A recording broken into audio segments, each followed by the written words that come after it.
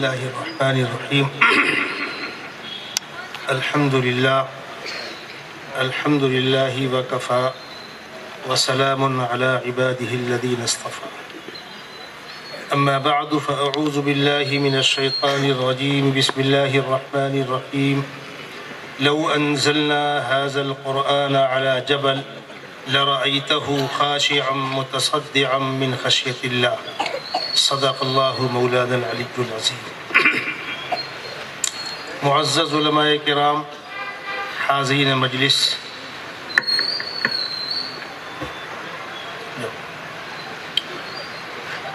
آج کے آپ کے شہر کے مدرسے کا جلسہ سالانہ، جس کو جلسہ دستار بندی کا عنوان دیا جاتا ہے، اصل میں ان دو خوش قسمت بچوں نے اپنے سینے کے اندر اللہ کی آخری آسمانی کتاب کو محفوظ کیا.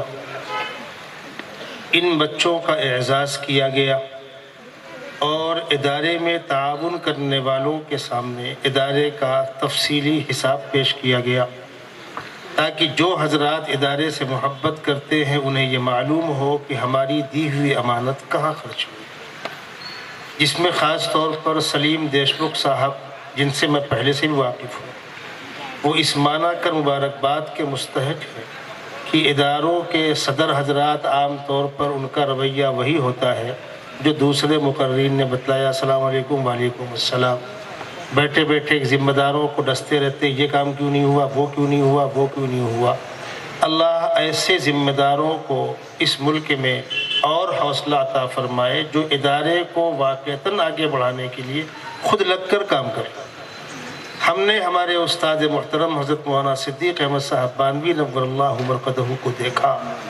حضرت ادارے کے بانی تھے، بڑوں کے بڑے تھے، لیکن حکم جاری نہیں کرتے تھے، کام میں لگتے تھے. حضرت کے مدرسے میں تقریباً 85-86 تک، سن 1985-86 تک تعمیراتی کام میں طلباء اور اساتذہ لگ کر کام کرتے تھے. جب میں وہاں سے دارالعلوم دیوبند پڑھنے گیا، 87 کا آخری تھا اور 88 کا سن تھا، تو دارالعلوم کے ایک موقر استاد مولانا عبدالخالق صاحب مدراسی، سبھی جانتے ہیں جو لوگ دارالعلوم میں پڑھے ہیں، بہت باذوق استادوں میں سے. انہوں نے کہا مولوی صاحب آپ باندہ سے پڑھ کر آئے ہیں جامعہ عربیہ سے؟ میں نے کہا جی. کہا ایک بات یہ بتلائیے، میں نے سنا ہے کہ وہاں تعمیراتی کام میں طلباء کام کرتے، اینٹیں اٹھاتے ہیں، مسالہ بناتے ہیں، اینٹیں چڑھاتے ہیں، سیمنٹ کی بوریاں اٹھاتے ہیں، کیا یہ صحیح ہے؟ میں نے کہا جی. تو انہوں نے پوچھا کیا آج کے دور میں ممکن ہے یہ چیز کہ طلباء کام کریں؟ میں نے کہا جی ممکن ہے. کہنے لگے وہ کیسے؟ میں نے کہا آپ میرے استاد ہیں، اگر آپ برا نہ مانیں تو مثال دوں میں. کہنے کہو.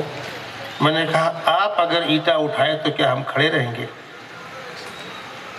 آپ آگے بڑھ کر پھوڑا چلائیں تو کیا ہم دیکھتے رہیں گے؟ عملی طور پر جب استاد لگے گا تو شاگرد کھڑا نہیں رہے گا. حضرت عملی طور پر خود لگتے ہیں، اساتذہ خود لگتے ہیں، تو طلباء سے کہنا نہیں پڑتا. اللہ ایسے ذمہ داران اور اداروں کو نصیب فرمائے. خوش قسمتی کی بات، جس طریقے سے کسی مسجد کا ذمہ دار اگر مسجد کی خدمت کرتا ہے تو اس کی سعادت ہے، ادارے کا ذمہ دار ادارے کی خدمت کرتا ہے، یہ اس کی سعادت ہے. دنیا 4 دن کی ہے، ایک سے ایک کر روفر والے آئے اور چلے گئے. آج سے 50 سال پہلے اسی علاقے میں کچھ اور لوگ تھے، یہاں سے وہاں تک میرا، وہاں سے وہاں تک میرا، اپنے ساتھ کیا لے کر گئے؟ آج ہم اور آپ ہیں، ہم کر روفر دکھانے کی کوشش کرتے، دکان مکان کھیت کھلیان میرا، یہاں سے وہاں تک میرا، میرا فرمان چلے گا، میری ناک اونچی رہے گی، اور موت کا فرشتہ سامنے آ کر کھڑا ہوا، سب ٹھاٹ پڑا رہ جائے گا جب ناچ چلے گا بنیارا. بہرحال پیچھے لوٹیں. قرآن مقدس کے سلسلے میں مجھے آپ سے کچھ باتیں کرنی. اللہ تبارک و تعالی جو اس کائنات کا خالق بھی ہے، مالک بھی ہے، رازق بھی ہے، مختار کل بھی ہے، لا یسأل عما یفعل وهم یسألون، اس سے کوئی پوچھنے والا نہیں ہے اور وہ ہر شخص سے پوچھنے کا پورا اختیار رکھتا ہے.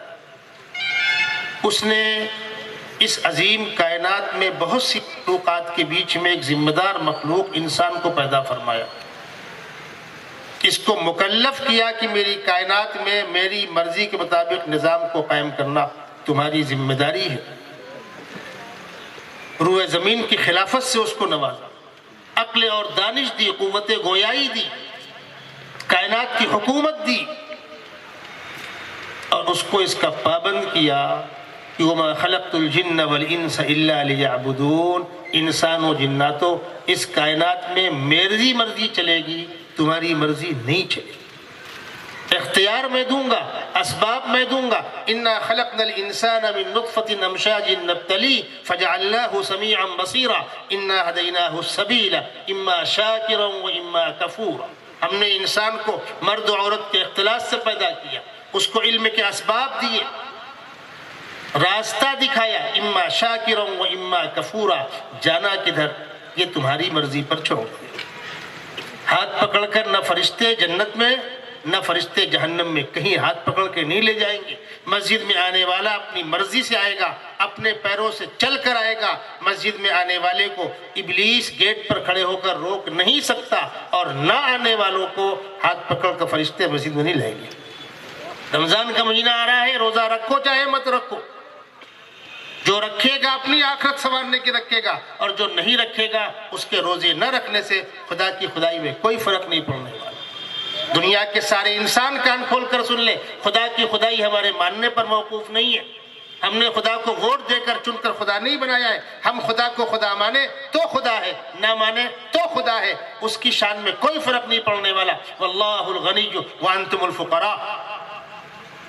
اور اس کے بعد اگلا جملہ جس کو پڑھتے ہوئے کلیجہ منہ کو آتا ہے، وَإِن تَتَوَلَّوْا يَسْتَبْدِلْ قَوْمًا غَيْرَكُمْ ثُمَّ لَا يَكُونُوا أَمْثَالَكُمْ۔ مسلمانوں، اگر تم نے دین کو بوجھ سمجھا ہوگا، ہماری طاعت کو بوجھ سمجھا ہوگا، ضرورت نہیں ایسے کچرے اور گھان کی، ہم صاف کر دیں گے، طلب لے کر آنے والوں کو اس مقام پہ لا کر بیٹھا لیں گے۔ یستبدل قوما غیرکم ثم لا یکونوا امثالکم، وہ تمہاری طرح بزدل اور تمہاری طرح دین کے معاملات میں تعویل کرنے والے نہیں ہوں۔ اس ہمارے خالق و مالک نے ہم کو مکلف کیا ہے کہ ہم اس کے احکامات کی اتباع کریں۔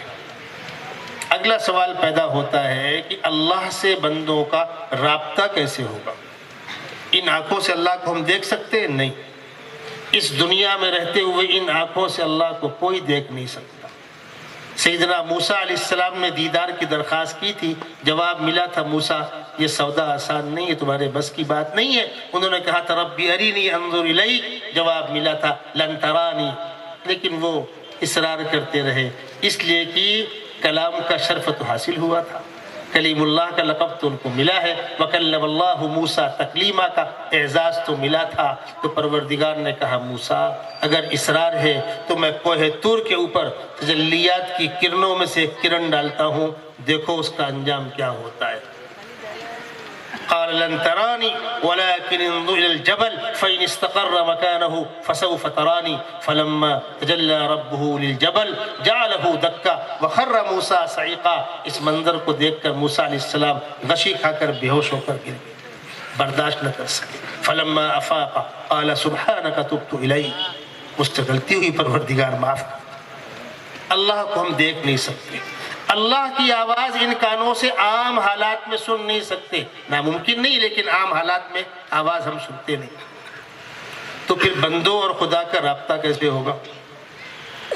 تو خداوند قدوس نے اس غیب کو ختم کرنے کے لیے، رابطے کو مضبوط کرنے کے لیے، کمیونیکیشن کو مضبوط کرنے کے لیے ایک نظام بنایا۔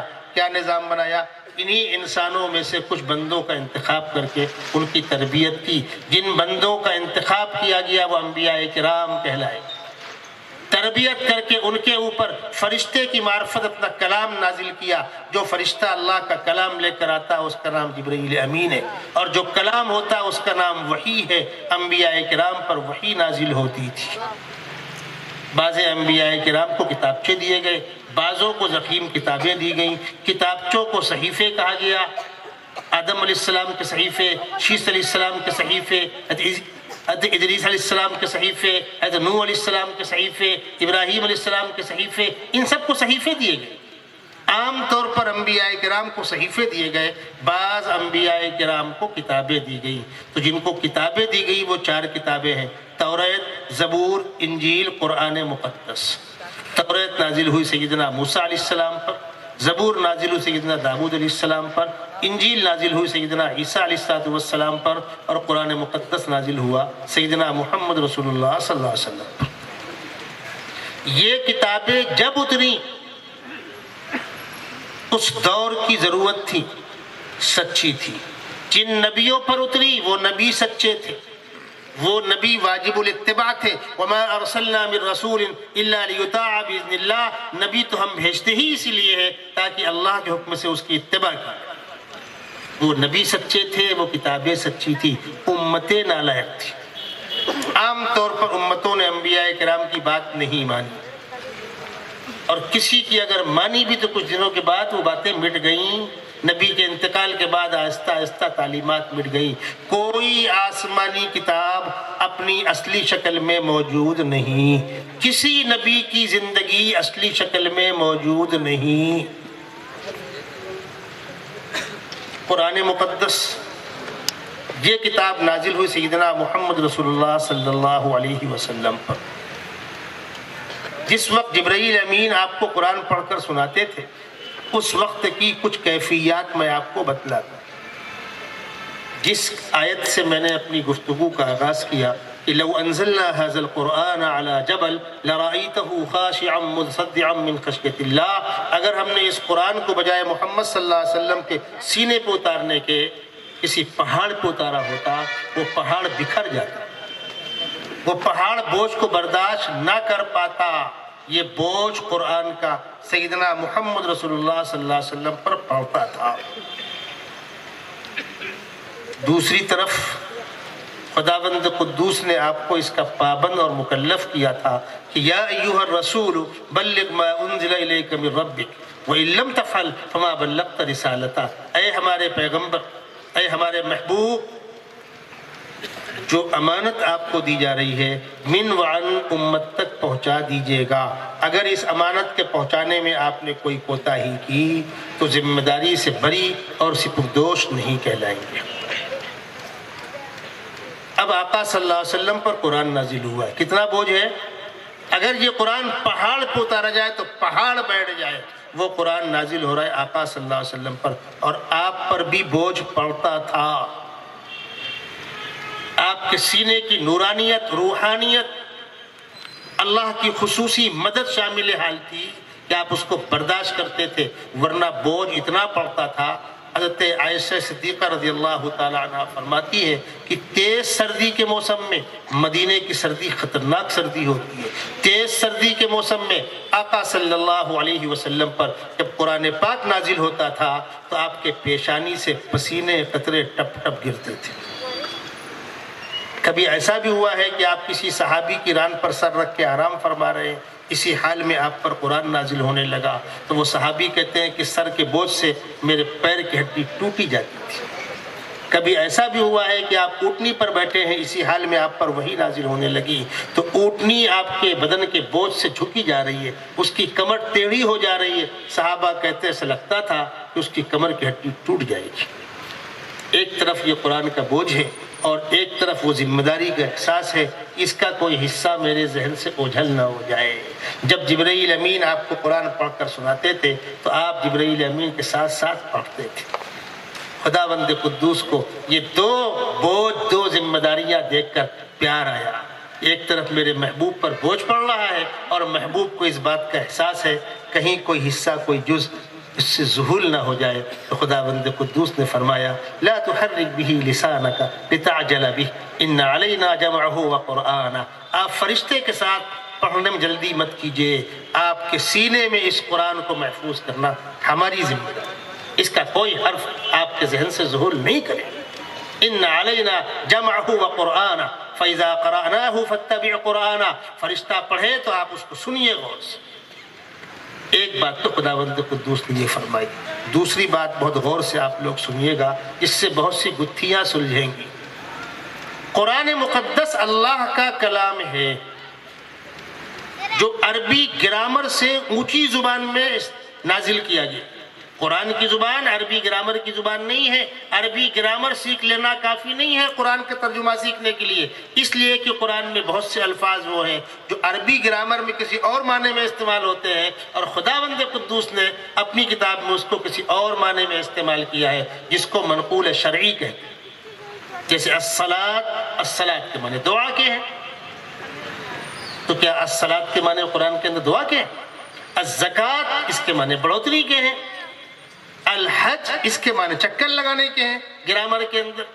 کیا اتنا ہی معنی ہے قرآن کے اندر؟ نہیں. قرآن کی اپنی مخصوص اصطلاح ہے، اپنا مخصوص کوڈ ورڈ ہے. خداوند قدوس نے پیغمبر علیہ السلام کو بتلایا کہ میری کس لفظ سے کس آیت سے کیا مراد ہے، اور وہ تشریح آقا صلی اللہ علیہ وسلم نے اپنے جانثار صحابہ کو بتلائی. قرآن کی تشریح وہی معتبر ہوگی جو خداوند قدوس نے پیغمبر کے سینے میں القاء کی ہے، اور پیغمبر علیہ السلام نے صحابہ کو بتلایا ہے، اور صحابہ نے اپنے شاگردوں کو بتلایا ہے، انہوں نے اپنے شاگردوں کو بتلایا ہے. اسی لیے قرآن پاک کی تفسیر میں یہ بنیادی شرط ہے، اس روٹ سے وہ تفسیر آئی ہو. پیغمبر اور صحابہ کے شاگرد در شاگرد، ان سے وہ چیز منقول ہو. آپ ہوں گے انجینئر، آپ ہوں گے سائنسداں، آپ ہوں گے بہت بڑے لیکچرار، آپ ہوں گے بڑے ادیب، کچھ نہیں ہے. مہاراشٹر کی زبان میں آپ پانی کم چائے بھی نہیں ہے. کیوں؟ وہ الفاظ کی ڈکشنری کے معنی ہوں گے، قرآن کے معنی نہیں ہے. حتیٰ کہ عربی گرامر میں عربی زبان جس طرح لکھی جاتی ہے، قرآن اس طرح لکھنے کی اجازت نہیں ہے. قرآن جس طرح لکھا گیا ہے، پیغمبر علیہ السلام جس طرح صحابہ کو لکھوایا ہے، کاتبین قرآن کو لکھوایا ہے، قرآن ویسا ہی لکھا جائے. دسیوں مقامات پر قرآن کے اندر کالا کھڑے زبر کے ساتھ ہے، جبکہ عربی گرامر میں کالا الف کے ساتھ ہوتا ہے. سورہ فاتحہ کی مالک یوم الدین کھڑے الف کے ساتھ نہیں ہے، کھڑے زبر کے ساتھ ہے. عربی گرامر میں میم الف زبر ما اور لام اور کاف لکی لکھیں گے، مالکی. قرآن کے اندر مالکی الف کے ساتھ نہیں لکھا جائے گا، کھڑے زبر کے ساتھ لکھا جائے گا. کیا چیز ہے؟ ہم بچپن میں قرآن پڑھتے تھے، بہت سے مقامات پر سائڈ میں لکھا ہوا ہے یہ الف پڑھا نہیں جائے گا. جیسے وعادا وثمودا وقد تبین لکم، تو سمودا پر الف لگا ہوا ہے. ہم سوچتے تھے کہ بھائی کب سے چھپ رہا ہے، ہر بار لکھتے ہو الف پڑھا نہیں جائے گا، آئندہ کم کر دو اس کو. آپ بھی سوچیں گے نا بھائی، نہیں پڑھا تو لکھا کیوں ہے؟ جب عربی زبان پڑھی اور قرآن پاک کی تفسیر پڑھی اور سمجھ میں آیا قرآن کا اپنا رسم الخط. چونکہ مجھے اور موضوعات پر گفتگو کرنی ہے، ورنہ دل چاہتا تھا کہ میں تجوید کے قواعد پہ گفتگو کرتا، تجوید کی خدمات پہ گفتگو کرتا، لیکن مجھ کو قرآن کے علوم پہ گفتگو کرنی ہے، اس لیے اس موضوع کو میں سائڈ رکھ رہا ہوں.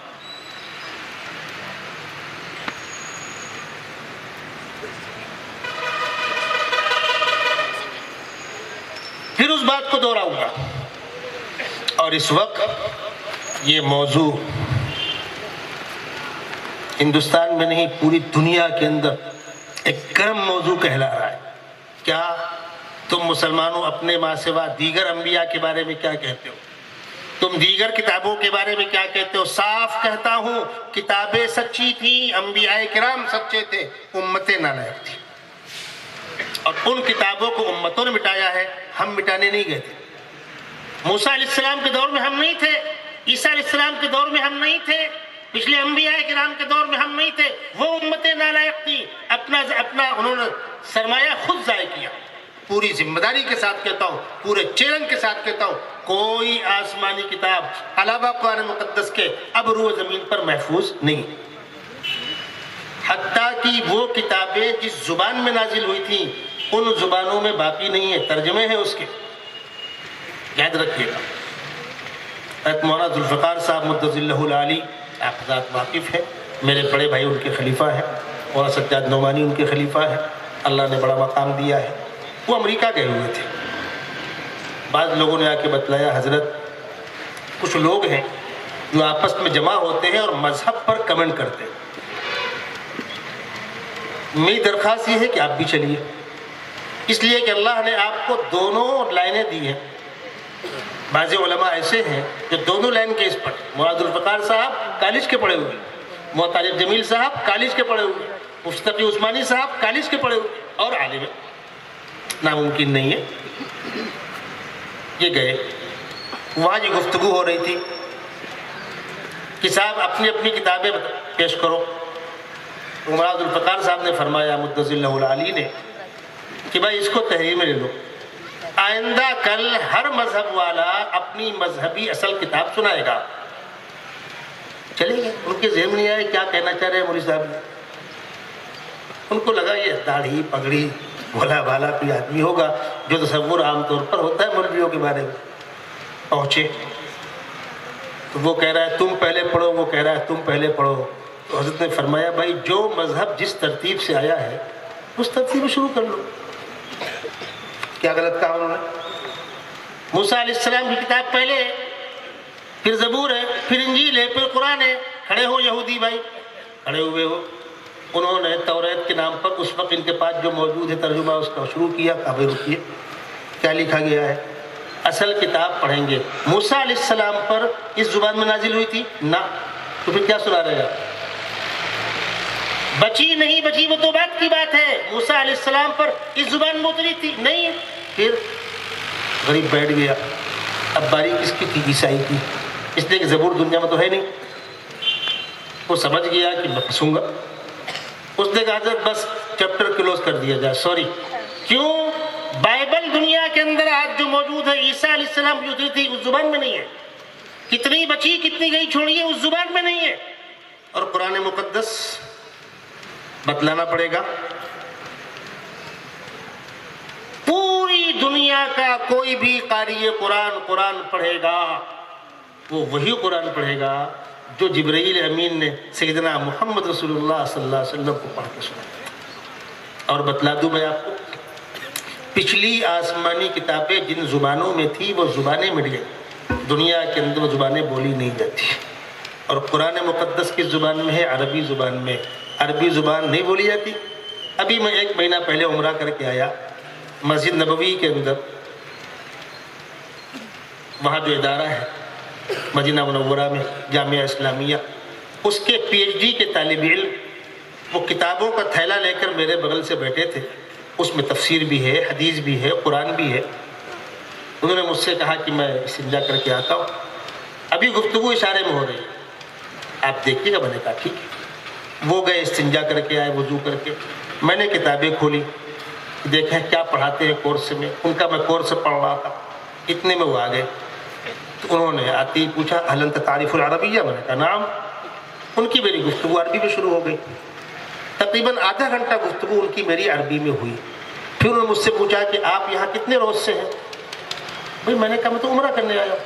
نہیں آپ یہاں رہ کر گئے؟ نہیں، میں اس دیار میں صرف 1 بار حج کرنے کے لیے آیا تھا اور تیسری بار عمرہ کرنے کے لیے آیا ہوں۔ آپ یہاں رہے نہیں؟ میں نے کہا نہ۔ کہ یہ زبان کہاں سیکھی آپ نے؟ میں نے اس سے مذاق میں کہا تمہارے میراث ہے ابا جان کی، ہر مسلمان کا اسلامی حق بنتا ہے کہ وہ عربی زبان سیکھے۔ میں نے کہا الحمدللہ ہمارے مدارس میں ہمارا کورس جو ہے وہ عربی زبان میں۔ کچھ آپ نے کہاں سے پڑھا؟ میں نے کہا دارالعلوم دیوبند سے۔ اتفاق سے وہاں بغل میں بیٹھے ہوئے تھے افغانستان کے ایک بڑے میاں جو 40 سال سے وہاں رہے، ان سے گفتگو ہماری فارسی میں شروع ہو گئی۔ اب بیچارہ یہ عربی والا منہ دیکھ رہا ہے۔ میں نے بتلایا عربی والے سے کہ فارسی زبان بہت شیریں زبان ہے، بہت پیاری زبان ہے، چھوٹی سی زبان، عربی میں 14 صیغے، فارسی میں 6 صیغے، تثنیہ نہیں، جمع نہیں، مذکر مؤنث کا فرق نہیں، 6 تو بچیں گے۔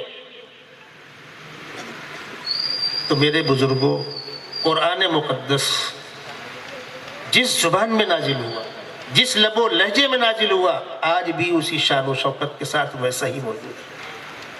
دنیا کی کوئی آسمانی کتاب نہیں ہے جو عبادت کے اندر تلاوت کی جاتی ہو، اور قرآن مقدس بغیر قرآن کی تلاوت کے نماز مکمل نہیں ہے۔ فَقْرَؤُوا مَا تَيَسَّرَ مِنَ الْقُرْآنِ، دنیا کی کوئی کتاب نہیں ہے جو عبادت کے اندر بالترتیب پڑھی جاتی ہو۔ 15-20 دن کے بعد وہ منظر آنے والا ہے، پوری دنیا کے اندر ہماری مساجد میں حفاظ قرآن پاک کی تلاوت کر رہے ہوں گے، اور ہمارے ایمان والے بھائی کھڑے ہو کر پورا قرآن ترتیب کے ساتھ سن رہے ہوں گے۔ 5 وقتہ نماز میں اگر امام صاحب بھول جائے، مسئلہ آپ سن لیجئے، 5 وقتہ نماز میں امام صاحب بھول جائے، لقمہ دینے کی اجازت نہیں ہے۔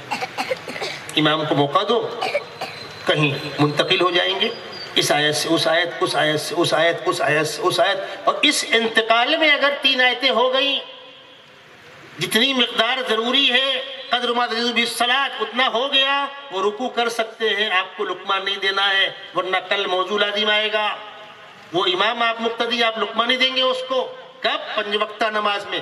ہاں بیچارہ پڑھ ہی نہیں پا رہا ہے، جتنی مقدار فرض ہے اتنا بھی نہیں پڑھ پا رہا ہے، تو مجبوراً لقمہ دیں گے، اور اگر نہیں تو خاموش کھڑے ہو۔ جو ہمارے یہاں مزاج فجر میں امام صاحب بولے پٹ سے لقمہ، بھولے پٹ سے لقمہ، غلط ہے، یہ اصول کے خلاف ہے۔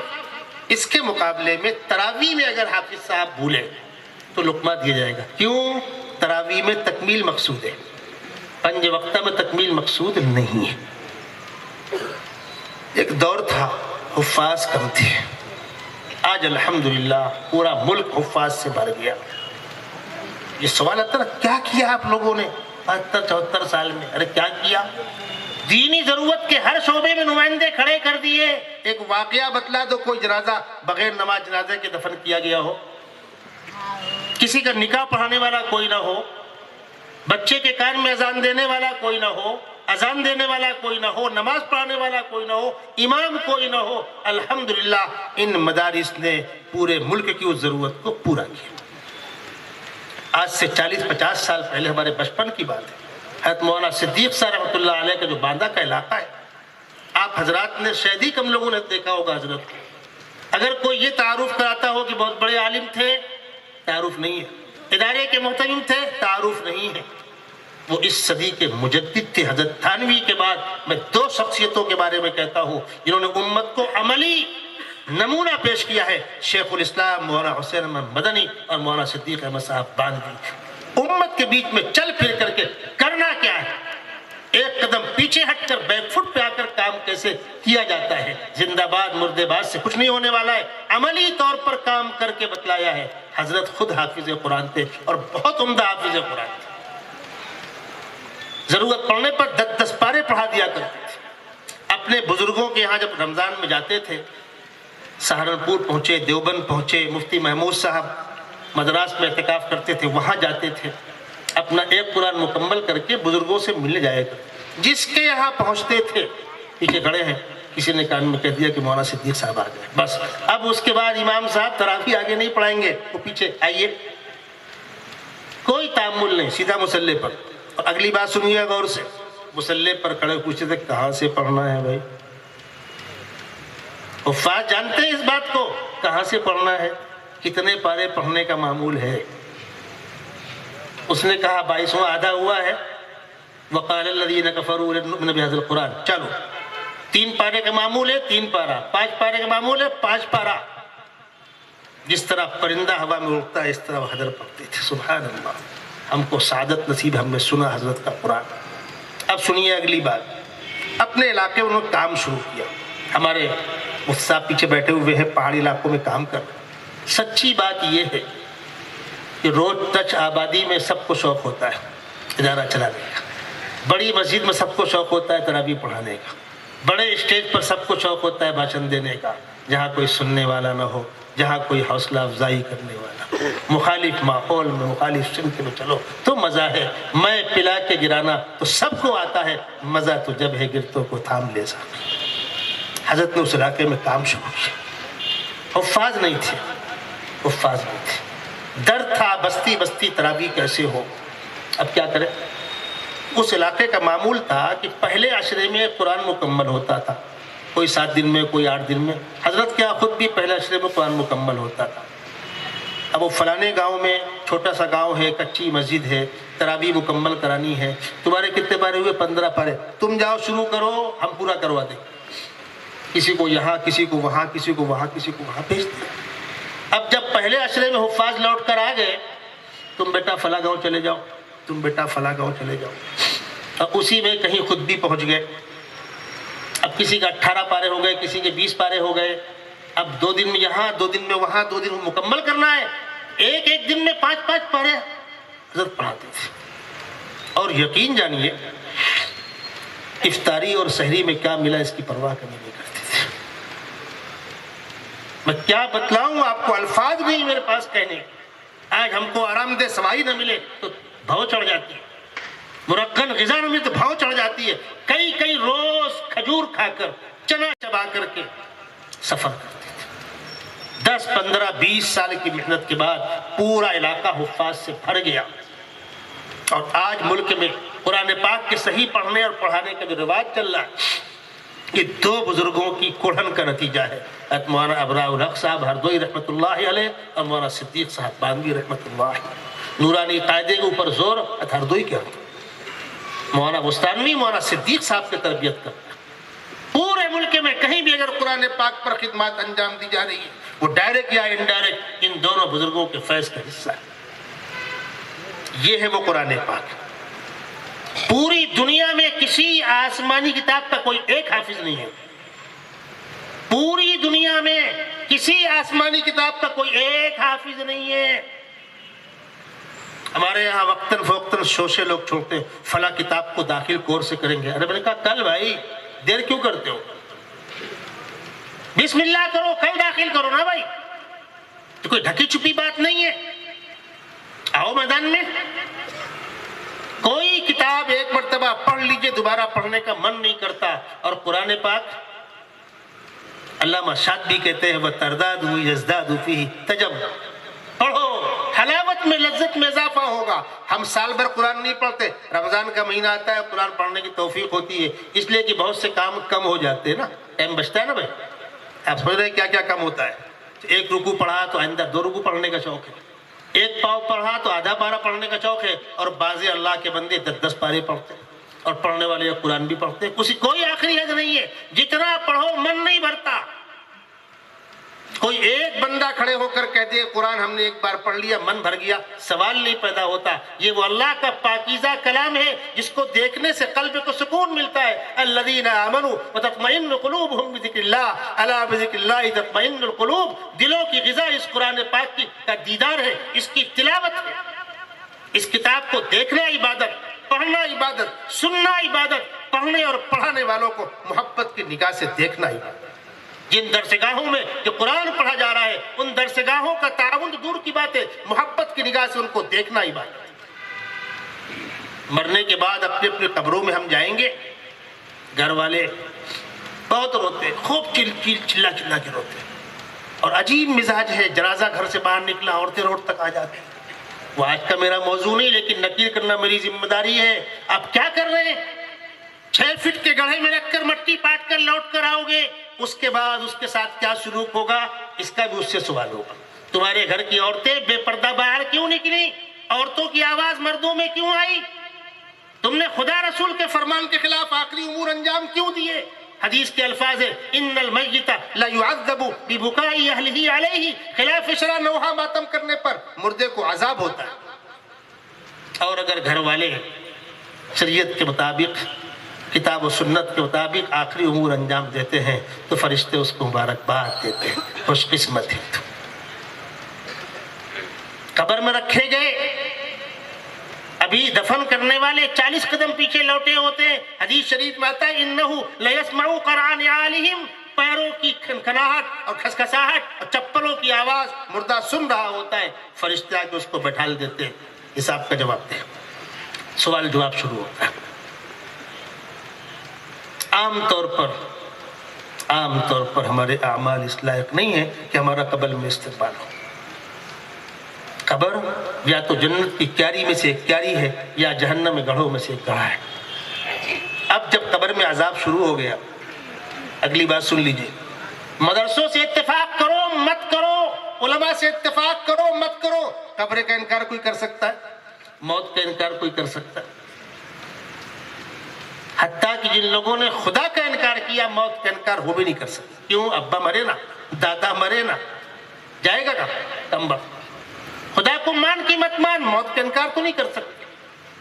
اسی لیے قرآن نے موت کو الیقین کہا ہے، حتیٰ اتانا الیقین. اس سے بڑی یقینی کوئی چیز ہی نہیں ہے. اب قبر میں عذاب شروع ہو گیا. دنیا کی ساری دولت، ساری حکومت، سارا پاور داؤ پہ لگا دو، ایک گنہگار کے قبر کا عذاب نہیں رک سکتا. قبر کے عذاب کو کون روکے گا؟ قرآن پاک. قرآن پاک کی تلاوت قبر کے عذاب کو روک سکتی ہے. حافظ قرآن کا حفظ قرآن اس کے والدین کے عذاب کو روک سکتا ہے. یہ ہے پاور اس کتاب کے اندر. یہ اللہ کا کلام ہے. تاریخ میں ایک واقعہ آتا ہے. ایک شخص کا انتقال ہو رہا تھا, جوانی موت تھی اس کی. بیوی بیٹھی ہے, خاندان والے بیٹھے ہوئے ہیں. 23-24 سال کی شوہر کی عمر ہے, 21-22 سال کی بیوی کی عمر ہے, اور 4-5 مہینے کا بچہ گود میں ہے. وہ کہہ رہا ہے میرا آخری وقت ہے, میں جا رہا ہوں. کیا منظر ہوگا. اس نے اپنی بیوی سے کہا جب میرا بچہ بڑا ہو جائے, بولنے کے لائق ہو, اس کو پہلے قرآن پڑھانا, پھر اور کچھ پڑھانا. شوہر کا انتقال ہو گیا, بیچاری بیوہ ہو گئی. خاندان نمبر ڈیٹ کر دیتا ہے. آپ پوچھیے کہ بیواؤں سے, جن عورتوں نے بچوں کو پالا ہے اپنے, غم کا پہاڑ ٹوٹ گیا اس کے اوپر. جھاڑو برتن کر کے گزارا کرنے پر مجبور ہو گئی وہ. بچہ اپنے پیروں سے چلنے لگا, زبان سے بولنے لگا, تو اسے یاد آیا کہ میرے شوہر کی وصیت تھی. انگلی پکڑ کے مکتب میں لے گئی, حافظ صاحب میرے بچے کو بیٹھا لو. حافظ صاحب نے کہا بہت چھوٹا ہے. کہا لیکن میرے شوہر کی وصیت ہے کہ پہلے قرآن پڑھانا, اس کو آپ قرآن پڑھانا شروع کیجیے. حافظ صاحب نے بچے کی ٹوٹی پھوٹی زبان سے کہلوایا بسم اللہ الرحمن الرحیم. ادھر باپ انتقال کے بعد قبر میں اس کو عذاب ہو رہا تھا, ادھر بچے نے بسم اللہ الرحمن الرحیم پڑھا ہے. خداوند قدوس نے عذاب کے فرشتوں سے کہا اس کے باپ سے عذاب روک دو. جو مرتے وقت وصیت کر کے مرا ہو میں اس کو عذاب دوں, اس کا معصوم بچہ پڑھ رہا ہے بسم اللہ الرحمن الرحیم, میری غیرت کو جلال آتا ہے, اس کے باپ سے قبر کا عذاب روک دو. یہاں مسئلہ میرا اور تیرا نہیں ہے, ہم علماء مدرسے کی حمایت کریں گے, نہیں. اس منزل سے سب کو گزرنا ہے, موت سے سب کو گزرنا ہے, قبر کی منزل سے سب کو گزرنا ہے. وہاں کام کیا آئے گا؟ میدان محشر کی تاریکیوں میں نورہم یسعی بین ایدیہم وبایمانہم, میدان محشر کی تاریکیوں میں یہ قرآن روشنی کرے گا. یہ وہ کتاب ہے. تو پہلی بات جو میں آپ کو سمجھانا چاہ رہا ہوں, دنیا اس غلط فہمی کو دور کر لے کہ ہم انبیاء کرام کو نہیں مانتے, سب کو مانتے. ہمارا عقیدہ ہے لا نفرق بین احد من رسلہ, ہم تمام کتابوں کو سچا مانتے ہیں. آمنت باللہ وملائکتہ وکتبہ ورسلہ لا نفرق بین احد من رسلہ. اور یہ آسمانی مذاہب کا سلسلہ جس خداوند قدوس نے پہلے پیغمبر پر, پہلے نبی پر اپنی کتاب نازل کی ہے, اسی خدا نے آخری پیغمبر پر اپنی کتاب نازل کی ہے. آدم علیہ السلام سے لے کر عیسیٰ علیہ السلام تک سارے انبیاء کرام کو کتابیں دینے والا کون؟ خداوند قدوس. اور آخری کتاب بھیجنے والا کون؟ خداوند قدوس. کسی کو اعتراض کرنا, جا کر وہاں کرنا. ان امتوں نے اپنی کتابوں کو ضائع کیا ہے, امت محمدیہ نے قرآن کو اپنے سینے سے لگا کے رکھا ہے. اس کتاب میں کتنے حافظ ہیں کوئی گنتی کر سکتا ہے؟ ایک جلسے میں نے چیلنج کر دیا کہ قرآن کے حفاظ کی گنتی کوئی نہیں کر سکتا. کچھ لوگ مل گئے باہر, ہو سکتا ہے یہاں مل جاویں, اس لیے کہ بھائی کچھ لوگ کنویں کے اندر ہوتے ہیں, کچھ لوگ انڈے کے کھول کے اندر ہوتے ہیں. سنے کان کھول کر کے, میں آج بھی کہہ رہا ہوں قرآن پاک کے حفاظ کی کوئی گنتی نہیں کر سکتا. انہوں نے پوچھا واہ مولانا ایسا کیسے نہیں کر سکتے, دنیا بہت آگے نکل گئی. میں نے کہا چلو شروع کرتے ہیں. بمبئی سے آپ چلے, آپ مہاراشٹر کا بارڈر کراس کر کے ایم پی میں داخل ہوئے, 100 نئے پیدا ہو گئے. نہیں ہوگا؟ اور سن لیجئے, مدارس میں عام طور پر طلباء کے لیے عمارت ہے, پنکھے ہیں, کولر ہے, لیٹنے کے لیے گدے ہیں, جہاں جیسے حالات ہیں. لیکن ایک بڑا علاقہ وہ بھی ہے جہاں بچوں کے لیے بستر نہیں ہے, سر پر چھپر نہیں ہے, صاف پانی میسر نہیں ہے, صحت مند غذا میسر نہیں ہے. یہ ناچیز پورا ملک گھومتا رہتا ہے. ان گنہگار آنکھوں نے بار بار دیکھا ہے, پھوس کے چھپروں پر بچے رہے. بچے وہاں بھی حافظ, بچے وہاں بھی حافظ ہو رہے ہیں. خداوند قدوس اپنے کتاب کے فیض سے وہاں کے لوگوں کو محروم بھی نہیں کرتا. یہ وہ کتاب ہے. دنیا اس کو مٹائے گی, یہ کتاب مٹنے والی ہے. آپ سے میں کہہ رہا ہوں ہم حالات کا شکوہ نہ کریں.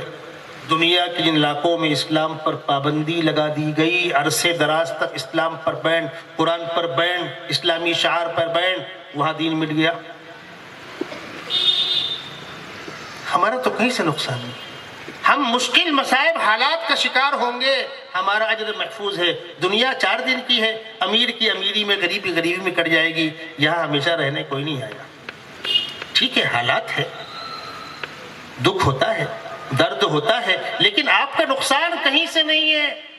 ہاں، اس وقت اگر آپ کا رشتہ اوپر سے جڑا ہوا ہے۔ آج ہی مجھ سے سوال کیا گیا ہمیں کیا کرنا چاہیے، ہم نے کہا 3 کام کرنا چاہیے۔ بچوں کی تعلیم پر توجہ دو، پیسہ تماشے بازی میں خرچ مت کرو، شادی میں، بیاہ میں، پارٹیوں میں، بے مقصد سیر و تفریح میں پیسہ برباد مت کرو، پیسہ بچوں کی تعلیم پہ استعمال کرو، بچوں کو اعلیٰ سے اعلیٰ تعلیم دلاؤ۔ کاروبار کرتے ہو تو کاروبار محنت اور ایمانداری کے ساتھ کرو، 2 ہی شرطیں اس کے، کسٹمر کا اعتماد حاصل کیجئے اور جو بولیے وہ دیجئے، دھوکہ مت دیجئے۔ ایمانداری اور محنت، رات میں 2 بجے بستر پہ گئے اور صبح 11 بجے سو کے اٹھے، دکان کب کھلے گی؟ یہ ہمارا رونا ہے۔ کھانا ٹائم پر، سونا ٹائم پر، دکان ٹائم پر کھولیے، کاروبار محنت کے ساتھ کیجئے، ایمانداری کے ساتھ کیجئے، دنیا کی کوئی طاقت آپ کا ہاتھ نہیں پکڑ سکتی۔ اس ملک میں صحابہ کرام آئے، ساحلی علاقوں میں آئے، تاجر بن کر آئے، دنیا ان کی ایماندارانہ تجارت کو دیکھ کر متاثر ہوئی۔ بہت سے واقعات ہیں، میں آپ کو بتلا دوں۔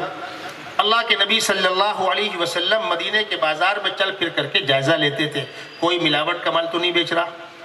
اسلامی نظام میں بدترین جرم ہے عیب چھپا کر بیچنا۔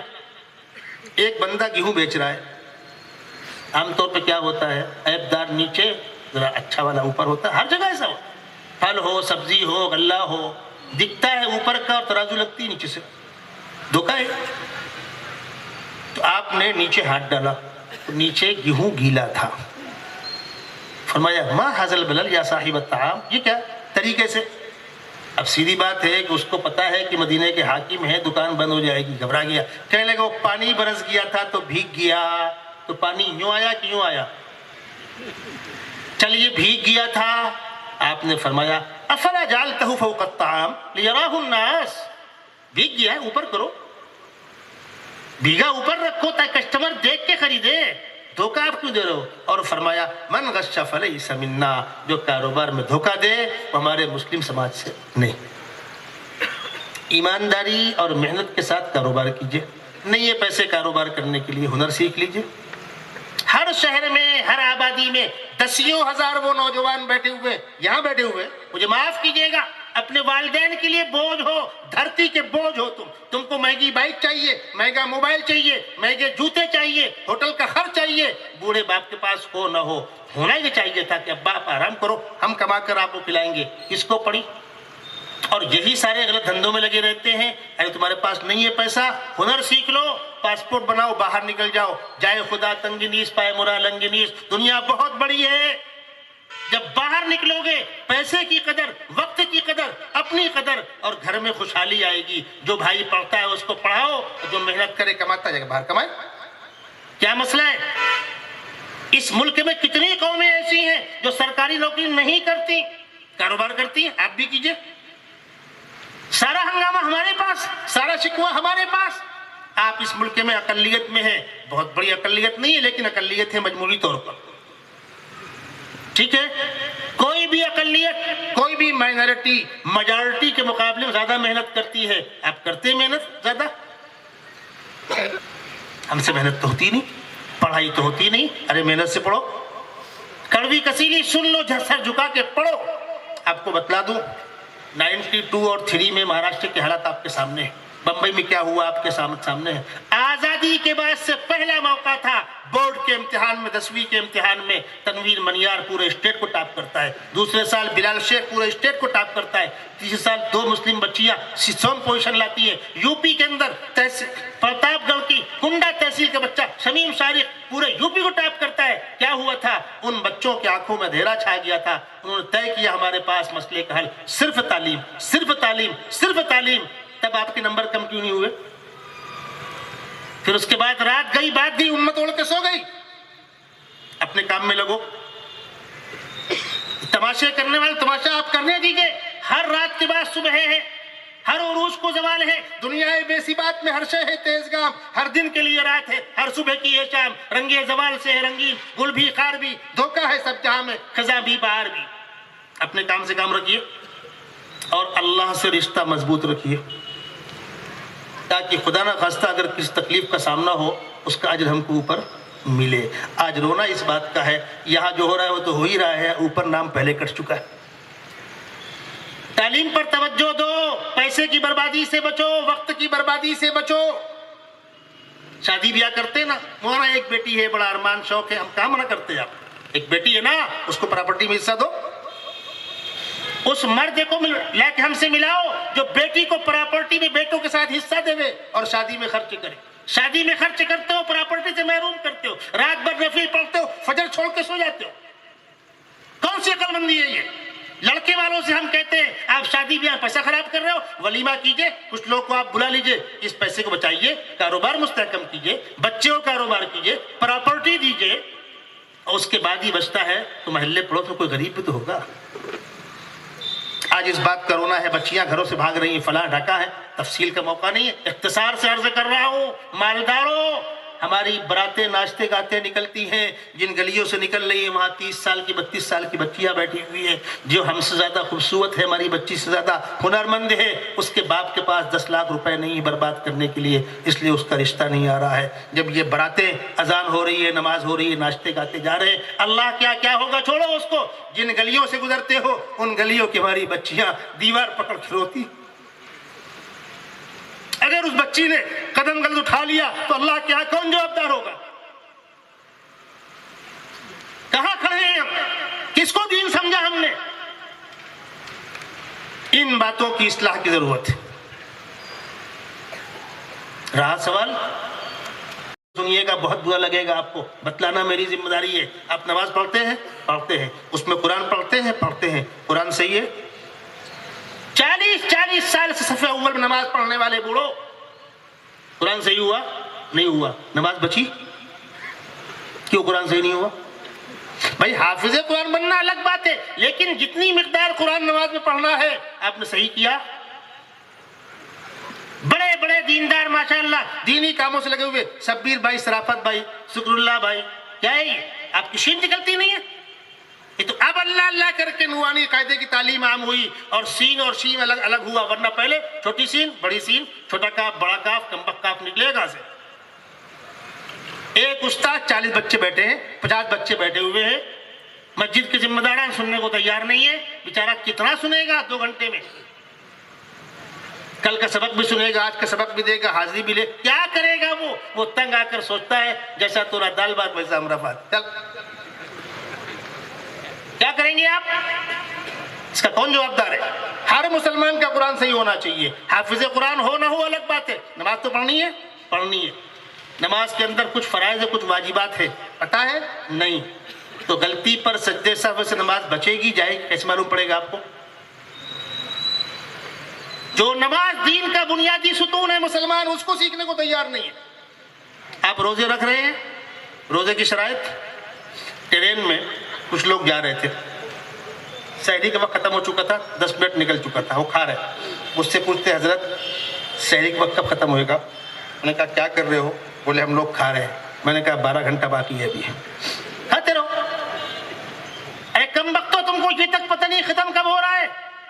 ہاتھ میں گھڑی نہیں ہے، موبائل میں گھڑی نہیں ہے، ابھی غروب نہیں ہوا روزہ کھول لیا، بچے گا؟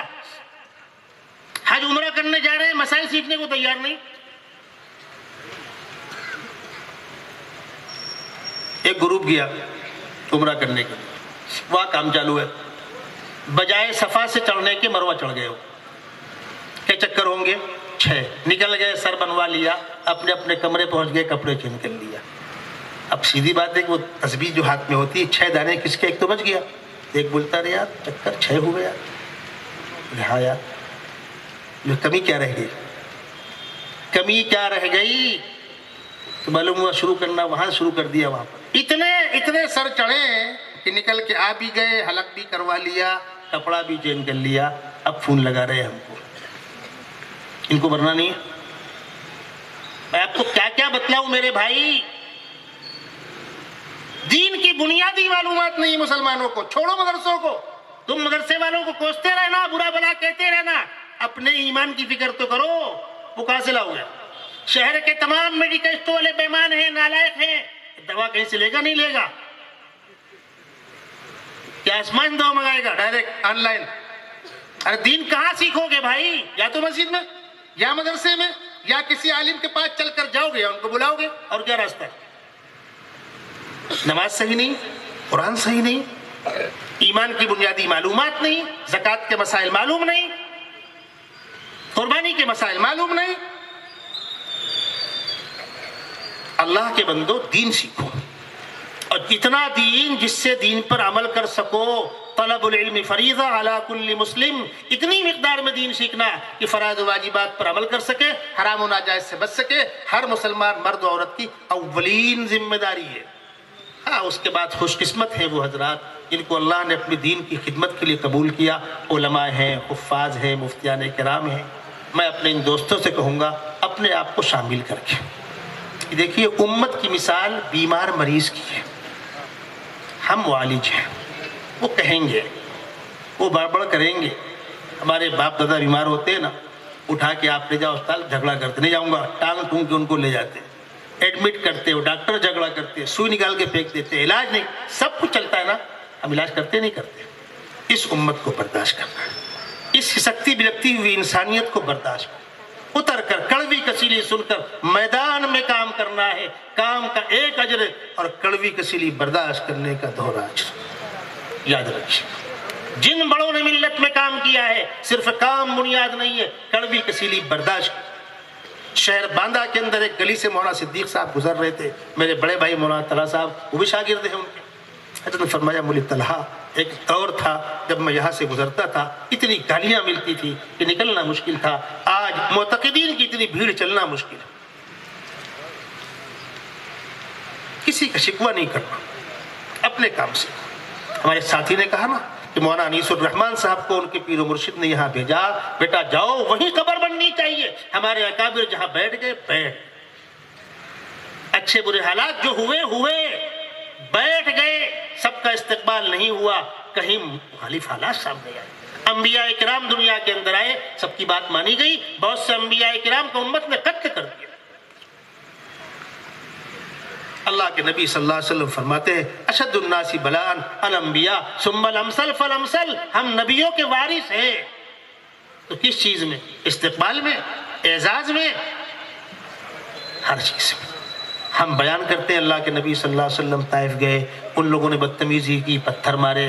کبھی دین کے نام پر ایک پتھر کھانے کا حوصلہ پیدا ہوا؟ آقا صلی اللہ علیہ وسلم پیٹ پتھر باندھا, ہم نے کبھی بغیر کھائے ہوئے سفر کیا؟ توفیق ہوئی. اتباع کب ہوگی؟ جبکہ حقیقت یہ ہے کہ امت اپنے علماء کو سر کا تاج بنا کے رکھنا چاہتی ہے. جس طریقے سے گھر کی عورتیں بہو دیکھنے جاتی ہیں, وہ خود کتنی کالی کتری ہو لیکن بہو ہیرون ہونا چاہیے, ہر ساس کی خواہش ہوتی ہے. ہم سمجھاتے ہیں ان کو, بھائی کردار دیکھو, رنگت خالی مت دیکھو, حسن صورت چند روزہ, حسن سیرت مستقل, اس سے خوش ہوتی ہیں آنکھیں, اس سے خوش ہوتے ہیں دل. اگر دل کا سکون چاہتی ہو, گھر کا سکون چاہتی ہو, تو کردار والی بہو لے کر آؤ, رنگ و رنگت پر مت جاؤ. جس طریقے سے گھر کی عورتیں اپنی بہو کو خوبصورت دیکھنا چاہتی ہے, امت اپنے علماء کو اونچے مقام پر دیکھنا چاہتی ہے. کچھ ہوں گے چھوڑیے ان کو, لیکن عام طور پر آج بھی گئے گزرے دور میں بھی امت اپنے علماء کا احترام کرتی ہے. اپنے علماء ساتھیوں سے کہوں گا پیچھے پلٹ کر مت دیکھیے, اپنا کام کرتے رہیے. ہمارا حقیقی اجر اللہ کی. اس ملک میں ہمارے بڑوں نے اسی انداز سے کام کیا ہے. آج الحمدللہ پورے ملک کے ہر خطے میں ادارے, حفاظ تیار ہو رہے ہیں. ان طلبہ سے کہوں گا بیٹا تمہارے سینوں کے اندر قرآن کی امانت محفوظ ہو گئی. اب تم کسی ایسے مقام پر مت جانا جہاں جانا شرعاً منع ہو. سینے میں قرآن, نگاہیں کسی غلط جگہ پر لگی. سینے میں قرآن, کان میں ہم کچھ اور سن رہے ہیں. سینے میں قرآن, ہم کسی غلط مقام پر کھڑے ہیں. نہیں, ہم کو اس کا احترام. ہمارے سے بعض ساتھی ہوں گے وہ اس قسم کے سوالات کرتے کہ مولوی صاحب آپ لوگ قرآن خالی رٹا دیتے. ابھی ہمارے یہاں اتوار کو جلسہ ہوا سراج علوم بھیونڈی کے علاقے کا بڑا ادارہ, 51 بچے حافظ قرآن کے. ٹھیک, ابھی پرسوں ہمارے یہاں جہاں میں جمعہ میں خطاب کرتا ہوں 14 بچوں کی دستار بندی ہے. ٹھیک ہے, کام اللہ لے رہا ہو رہا. لوگ کیا پوچھتے ہیں, مولوی صاحب ان بچوں کو آپ نے خالی الفاظ یاد کرا دیے, ترجمہ کیوں یاد نہیں کراتے؟ میں اس سوال کا جواب دے رہا ہوں, بہت غور سے آپ سنیے گا. یہ بچے اگلی زندگی میں قرآن پاک کا ترجمہ ہی پڑھیں گے, تفسیری پڑھیں گے, معانی مطالب پڑھیں گے, مسائل بھی پڑھیں گے. ترتیب ہوا, دال پہلے گلے گی بعد میں بگھار لگے گا. ہو سکتا ہے آپ کے پہلے لگتا ہو بگھار بعد میں گلاتے ہو. کپڑا پہلے دھلیں گے پریس بعد میں ہوگی. ہر کام میں ترتیب ہے. بچہ پرائمری پہلے پڑھے گا, پھر اس کے بعد ہائی اسکول انٹر اس کے بعد کرے گا, اس کے اوپر گریجویٹ کرے گا. یہ الٹا کرتے ہیں آپ کیا؟ وہاں کوئی رائے نہیں دیتا. یہاں بچوں کو آئندہ پڑھایا جائے گا, لیکن مرغے کی ایک ٹانگ. میں ایک صاحب کے ہاتھ دعوت نامہ لے کر گیا, کہنے لگے مولانا کتنے بچے حافظ ہوئے؟ اتنے حافظ ہوئے. 30 پارہ انہوں نے سینے کے اندر محفوظ کر لیا, ایک آدھ پارے کا ترجمہ پڑھا دیا ہوتا. میں نے کہا انشاءاللہ آئندہ ہوگا. وہ بھی ماننے کو تیار نہیں. نہیں اسی کے ساتھ ہو تو کیا برا. لوم میں کہیں پر بھیم بنتی ہے, اس کو وارپین بولتے ہیں. پھر بھیم لگتی ہے لوم میں تو وہاں کپڑا بنتا ہے کورا, پھر جاتا ہے کپڑا ڈائنگ میں, وہاں فنش ہوتا ہے تو ہم آپ پہنتے ہیں اس کو. ان کے یہاں سامنے بھیم بن رہی تھی وارپین میں. میں نے پوچھا یہ کیا ہے؟ کہنے لگے یہ وارپین ہے. اس میں کیا ہوتا ہے؟ بھیم بنتی ہے. کتنی بنتی ہوگی؟ 100 بھیم بنتی ہے. تو میں نے کہا کہ ایک آدھ کپڑے کا تاکہ اتر جاوے تو. کہنے لگے وہ تو لوم میں اترے گا. اچھا ٹھیک ہے, بڑا کارخانہ ہے ماشاءاللہ, بڑا پروڈکشن ہے, کتنے تاکے نکلتے ہوں گے؟ 100 تاکے روز نکلتے. اچھی بات ہے. تو اس میں سے کپڑا کیا ہوتا ہے؟ کہنے مول صاحب دیکھیے ڈائنگ میں جانے کے بعد یہ ہے, پہنے بیٹھا ہوا ہوں. تو میں نے کہا میرے لیے ایک سوٹ کا نکال دو اسی میں سے, میں آپ کو دعا دوں گا اللہ تعالیٰ آپ کے پریوار کو سکھی رکھے گا, کاروبار برکت دے گا. نہیں مول صاحب وہ تو ڈائنگ ہونے کے بعد آئے گا. میں نے کہا یہاں ہو تو کیا برائی ہے؟ کہ ہم سمجھ گئے مول صاحب کا کہے چاہتے ہیں. سمجھ میں آیا؟ عقل کے دشمن خود تو اس پر عمل نہیں کرتے ہو. یہاں مفتی کا مشورہ. اور سن لیجئے ایک بات اور, یہاں ایک طبقہ بیٹھا ہوا ہے پڑھا لکھا بیٹھا, جن کو یہ سبق پڑھایا گیا ہے قرآن سمجھ کے ہی پڑھنا ہے, یہ سبق سکھایا گیا ہے. اور وہ قرآن کی آیت لکھی جاتی ہے, اس کے اندر وَلَقَدْ يَسَّرْنَا الْقُرْآنَ لِلذِّكْرِ فَهَلْ مِن مُدَّكِرٍ. بہت علمی جواب دے رہا ہوں میں آپ کو. ہم نے قرآن کو تذکیر کے لیے آسان کیا. ہے کوئی سمجھنے والا؟ اس کا اسٹیکر لگایا جاتا ہے, نیچے لکھتے ہیں کیا قرآن سمجھ کر پڑھنا ضروری نہیں؟ پھر اس سے غفلت کیسی؟ اور کچھ لوگوں نے اس کو خدمت سمجھا ہے. میں ان کو جواب دے رہا ہوں. ایک اصولی بات یاد رکھیے گا, اصولی بات یاد رکھیے گا. عربی گرامر کا اصول ہے صیغہ مشتق جب اس سے کسی چیز پر حکم لگایا جاتا ہے تو صیغہ مشتق کا ماخذ اشتقاق اس حکم کی علت ہوا کرے. یہ گرامر ہے, اس کو آسان زبان میں کہتا ہوں میں. الحمدللہ رب العالمین, تمام تعریفیں اللہ کے لیے ہیں جو سارے عالموں کا پالنے والا ہے. اللہ کی تعریف کیوں ہے؟ علت ربوبیت. مار ڈالے تو بدتمیز ہے, تو مار کھانے کی علت بدتمیزی. بات سمجھ میں آ رہی ہے؟ 100 روپے دو ماشاءاللہ حافظ ہو گئے ہیں, عزت کی علت حفظ. اب آئیے قرآن کی اس آیت پر, وَلَقَدْ يَسَّرْنَا الْقُرْآنَ لِلذِّكْرِ, ہم نے قرآن کو آسان کیا تذکیر کے لیے. تو قرآن کے آسانی کی علت تذکیر ہے, تو قرآن کا جو حصہ تذکیر پر مشتمل ہے وہ آسان ہے, پورا قرآن آسان نہیں ہے. جواب سمجھ میں آیا؟ قرآن کے اندر فوجی مسائل بھی ہیں فوجداری کے, قرآن کے اندر کاروباری مسائل بھی ہیں, قرآن کے اندر میراث کی تقسیم بھی ہے, قرآن کے اندر نکاح و طلاق بھی ہے. ہر پڑھا لکھا آدمی جانتا ہے کاروباری مضمون مشکل ترین مضمون ہوتا ہے. کرائم کے معاملات مشکل ترین معاملات ہوتے ہیں وکلا کے. جو وکلا کرائم دیکھتے ہیں بہت مشکل ترین مسئلہ ہوتا ہے, لاکھوں لاکھ ان کی فیس ہوتی ہے. سول اور ہے, فوجداری اور ہے. تو کیا قرآن کے اندر فوجداری مسائل نہیں ہیں؟ قرآن کے مضامین بنیادی طور پر 8 بنیادوں پر مشتمل ہے, 8 اصولوں پر مشتمل ہے. امر نہیں, ناسخ منسوخ, قصص و امتثال, وعدہ اور وعید, یہ 8 چیزوں کے مجموعے کا نام قرآن ہے. تو قرآن پاک پر اپنی عقل کا دخل کم چلائیے. ہاں قرآن کا کچھ حصہ تفسیر دیکھ کر آپ پڑھیں احتراماً, اس سے کوئی منع نہیں کرتا. میری مسجد میں فجر کے بعد روز 1 رکوع قرآن پاک کی تفسیر ہوتی ہے. ہمارے اکابر نے تفسیر سے کبھی منع نہیں کیا. 100 سے زائد تک بھی تفسیریں ہمارے اکابر کی ہیں. اور کئی سو شروحات حدیث کے ہمارے اکابر کی ہیں، کوئی منع نہیں کرتا، لیکن ہر جگہ ٹانگ مت ڈالو۔ مشکل مضامین بھی ہیں، میراث کے مسائل بھی ہیں، نکاح طلاق کے مسائل بھی ہیں، سوکھے الفاظ سے اور گرامر کا سہارا لے کر مکمل قرآن سمجھ لے، آسان نہیں ہے۔ تو پہلی بات تو یہ ہے، ان بچوں نے قرآن پاک کے الفاظ یاد کیے۔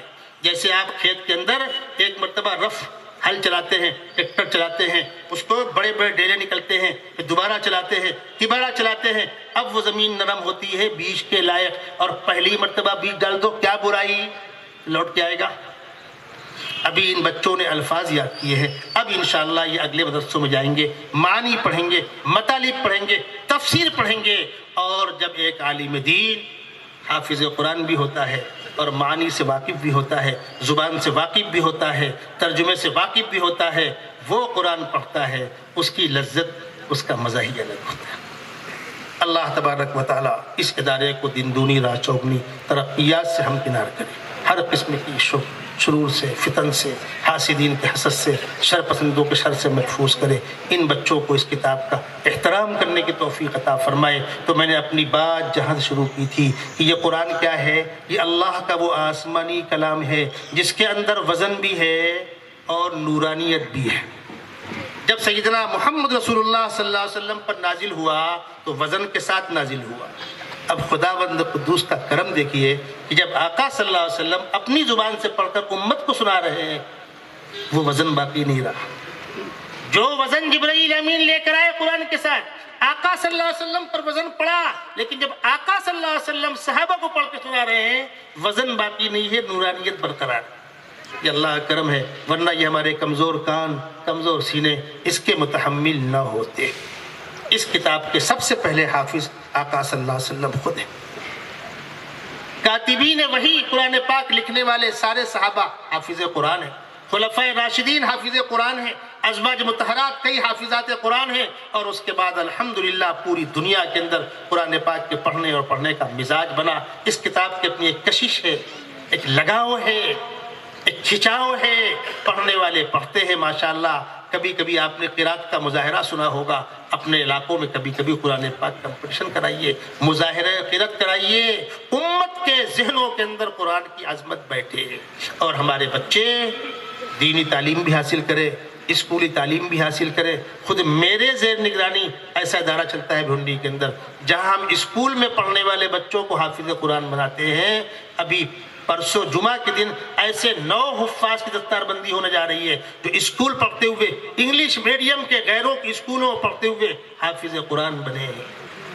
5 بچے ہمارے مدرسے میں ہاسٹل میں رہتے ہوئے اور 9 بچے اسکول پڑھتے ہوئے، ہم جب دستار بندی کرتے ہیں دونوں کی پگڑی الگ الگ کر دیتے، ان بچوں کو بلاتے ہیں، میں بیٹا بتلا، ابا کا نام بتلا، دادا کا نام بتلا، بلڈنگ بتلا، مالا بتلا، اسکول بتلا، رول نمبر بتلا، میڈیم بتلا، تاکہ آپ کو یقین کہیں نہ کہیں تو آئے گا بھی مقامی بچہ ہے۔ ارے پکڑ لائے ہوں گے کہیں سے، پکڑ لائے ہوں گے تو کیا بتلا رہا ہے وہ، ابا کا نام بتلا رہا ہے، دادا کا نام بتلا رہا ہے، بلڈنگ کا نام بتلا رہا ہے، گاؤں کا نام بتلا رہا ہے، اب بھی شبہ ہے۔ 6 اساتذہ اس پر کام کر رہے ہیں، ناممکن نہیں، یاد رکھیے۔ قرآن پاک بوجھ نہیں ہے۔ اسکول پڑھتے بچے ہمارے حافظ قرآن پڑھ سکتے ہیں، اور مدرسوں پڑھتے ہوئے بچے مضامین پڑھ سکتے ہیں، اسٹیج لینگویج ہے، حساب ہے، انگلش ہے، ضروریات پڑھ سکتے، کوئی مشکل نہیں ہے۔ اور ملک کا موجودہ نقشہ یہ بتلا رہا ہے کہ اب ہم کو نئی نسل کو دونوں تعلیم دلانی ہوگی، وقت کی اہم ضرورت ہے۔ بڑے اس پر اپیل بھی کر رہے ہیں۔ جامعۃ العلماء کا تعلیمی بورڈ جس کے ذمہ دار آل انڈیا پریزیڈنٹ مفتی ابوالقاسم نعمانی صاحب ہیں، دارالعلوم دیوبند کے صدر محتمیم صاحب اور جنرل سیکریٹری مفتی سلمان منصور پوری صاحب ہیں، اور ہمارے مقامی صوبے کے اندر مفتی روشن صاحب صدر ہیں، مولانا ابراہیم صاحب جنرل سیکریٹری ہیں، میں بھی اس کے مینجمنٹ کے اندر ہوں۔ یہ کوشش کی جا رہی ہے کہ ہمارا ہر بچہ دینی اور عصری دونوں علم حاصل کرے۔ کوئی منع نہیں کرتا، اسکول پڑھتے ہو شوق سے پڑھو، بس خدا سے رابطہ نہ ٹوٹے۔ تم شوق سے کالج میں پھلو، پارک میں پھولو، جائز ہے غباروں پہ اڑو، چرخ پہ جھولو، بس ایک سخن بندے ناچیز کر رہے یار اللہ کو اور اپنی حقیقت کو رکھو۔ مرنا ہے، دنیا میں 4 دن رہنا ہے، اس کے بعد جہاں جانا ہے۔ حقیقی زندگی وہ ہے، حقیقی کامیابی وہاں کی کامیابی ہے، حقیقی ناکامی وہاں کی ناکامی ہے۔ اللہ ہم کو وہاں کی رسوائیوں سے بچائے، محفوظ رکھے۔ وآخر دعوانا ان الحمد للہ رب العالمین۔